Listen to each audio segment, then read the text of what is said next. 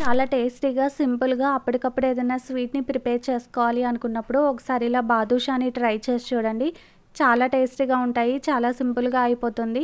ఇప్పుడు వీటిని ఎలా ప్రిపేర్ చేసుకోవాలనేది చూసేయండి. అంతకన్నా ముందు హాయ్, హలో, నమస్తే. నేను మీ రమ్యకృష్ణ వజ్రాల. Welcome to Telugu home foods.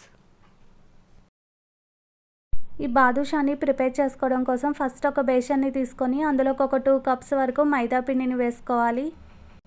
తర్వాత ఇందులోకి ఒక చిటికెడు వరకు సాల్ట్‌ని వేసుకోవాలి. మనం స్వీట్ రెసిపీస్‌ని చేసుకునేటప్పుడు అందులోకి సాల్ట్ వేసుకోవడం వల్ల స్వీట్ అనేది చాలా టేస్టీగా ఉంటుంది. తర్వాత అందులోకి పావు టేబుల్ స్పూన్ వరకు వంట సోడాని వేసుకొని ఒక 4-5 టేబుల్ స్పూన్స్ వరకు నెయ్యిని వేసుకోవాలి. ఇలా నెయ్యి వేసుకున్న తర్వాత ఆ పిండిలోకి ఆ నెయ్యి మొత్తం బాగా కలిసే వరకు కలుపుకోవాలి. బాదుషాని ప్రిపేర్ చేసుకునేటప్పుడు చాలామంది ఇందులోకి డాల్డాని యూజ్ చేస్తూ ఉంటారు కదా! అలా డాల్డా వేసుకునే ప్లేస్‌లో నెయ్యిని వేసుకొని చూడండి. బాదుషా చాలా పర్ఫెక్ట్‌గా వస్తాయి. తర్వాత ఇందులోకి పెరుగును వేసుకోవాలి. పెరుగు ఒక 4 టేబుల్ స్పూన్స్ వరకు వేసుకొని ఈ పెరుగు కూడా ఆ పిండిలో కలిసే వరకు బాగా మిక్స్ చేసుకోవాలి. మనం ఈ బాదుషాని ప్రిపేర్ చేసుకునేటప్పుడు పిండిని ఎంత బాగా మిక్స్ చేసుకుంటే మనకి బాదుషా అనేవి అంత పర్ఫెక్ట్‌గా వస్తాయి. ఆ పెరుగు మొత్తం ఇలా బాగా పిండిలో కలిసే వరకు కలుపుకున్న తర్వాత ఇందులోకి అవసరమైతే కొంచెం వాటర్‌ని యాడ్ చేసుకోవాలి. మనకి ఇందులోకి వాటర్ అనేవి ఎక్కువ పట్టవండి. చాలా తక్కువ వాటర్ అనేది యూజ్ అవుతుంది. ఇలా కొంచెం వాటర్‌ని చల్లుకొని పిండి మొత్తాన్ని సాఫ్ట్‌గా మిక్స్ చేసుకోవాలి. ఈ పిండిని మనం దాదాపు ఒక 10-15 మినిట్స్ వరకు బాగా సాఫ్ట్‌గా మిక్స్ చేసుకున్న తర్వాత ఈ పిండి మీద మూతను పెట్టేసి దీన్ని కనీసం ఒక హాఫ్ అన్ అవర్ వరకు నాననివ్వాలి.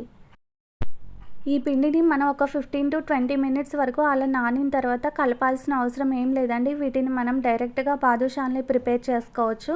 మనం పిండిని ముందు ఎంత బాగా మిక్స్ చేసుకుంటే మనకి బాదుషా అనేవి అంత పర్ఫెక్ట్‌గా వస్తాయి.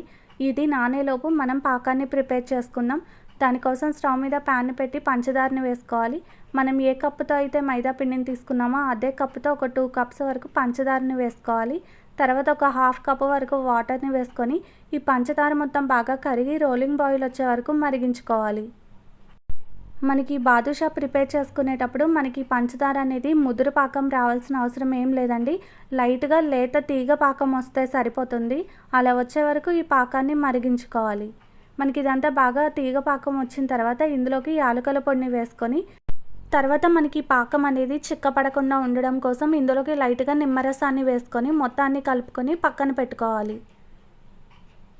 ఇప్పుడు మనం పాకాన్ని పక్కన పెట్టుకొని బాదుషాని ఎలా ప్రిపేర్ చేసుకోవాలో చూద్దాం. అంతకన్నా ముందు స్టవ్ మీద ప్యాన్ని పెట్టి అందులోకి ఆయిల్ వేసుకోవాలి.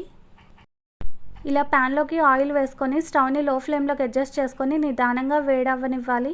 ఇప్పుడు కొంచెం కొంచెం పిండిని తీసుకుంటూ ఇక్కడ నేను వీడియోలో చూపిస్తున్నట్టు రౌండ్ బాల్స్లా చేసుకున్న తర్వాత లైట్గా చేత్తో ప్రెస్ చేసుకొని వీటిని ఒక ప్లేట్లోకి తీసుకొని పక్కన పెట్టుకోవాలి. మనం ఈ బాదుషాల్ని ప్రిపేర్ చేసుకునేటప్పుడు మరీ మందంగా చేసుకోకూడదండి. కొంచెం కొంచెం పిండిని తీసుకుంటూ దీన్ని ఎంత పలుచగా వీలైతే అంత పలుచగానే ఈ బాదుషాల్ని ప్రిపేర్ చేసుకోవాలి. ఇవి మనం ఆయిల్లో వేసిన తర్వాత మనకి ఇవి డబల్ క్వాంటిటీలో పొంగుతాయి కాబట్టి వీటిని మరీ మందంగా కాకుండా ఇక్కడ నేను వీడియోలో చూపిస్తున్న విధంగా ప్రిపేర్ చేసుకొని ఒక ప్లేట్లోకి తీసుకొని పెట్టుకోవాలి.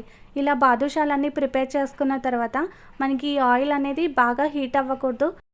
మనకి ఈ ఆయిల్ అనేది కొంచెం గోరువెచ్చగా ఉన్నప్పుడే ఒక్కొక్క బాదుషాని ఆయిల్లోకి వేసుకొని ఇవి కాలి పైకి తేలిన తర్వాత మాత్రమే మనం వీటిని ఫ్లిప్ చేసుకొని ఈవెన్గా ఫ్రై చేసుకోవాలి.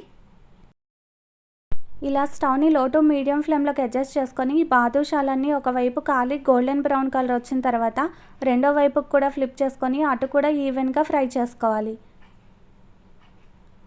ఇంతవరకు ఈ బాదుషాని ఎవరైనా ట్రై చేయని వాళ్ళు ఉంటే ఈ వీడియోలో నేను చూపిస్తున్న విధంగా ఒకసారి ట్రై చేసి చూడండి. చాలా పర్ఫెక్ట్గా వస్తాయి.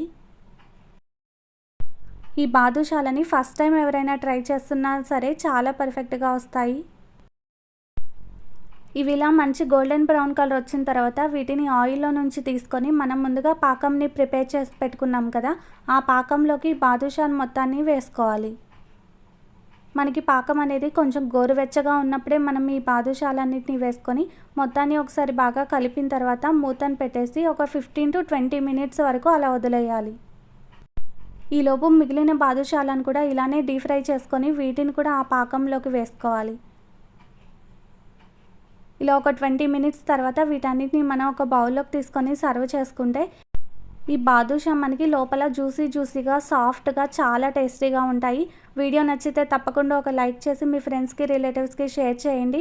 ఇలాంటి మరిన్ని టేస్టీ రెసిపీస్ కోసం తెలుగు హోమ్ ఫుడ్ ఛానల్ని సబ్స్క్రైబ్ చేసుకొని పక్కనే ఉన్న బెల్ ఐకాన్ని ట్యాప్ చేసి ఆల్ అనే ఆప్షన్ని సెలెక్ట్ చేయండి. ఇన్స్టాలో కూడా తెలుగు హోమ్ ఫుడ్స్ అనే పేజ్ని సెర్చ్ చేసి ఫాలో అవ్వండి. Thanks for watching.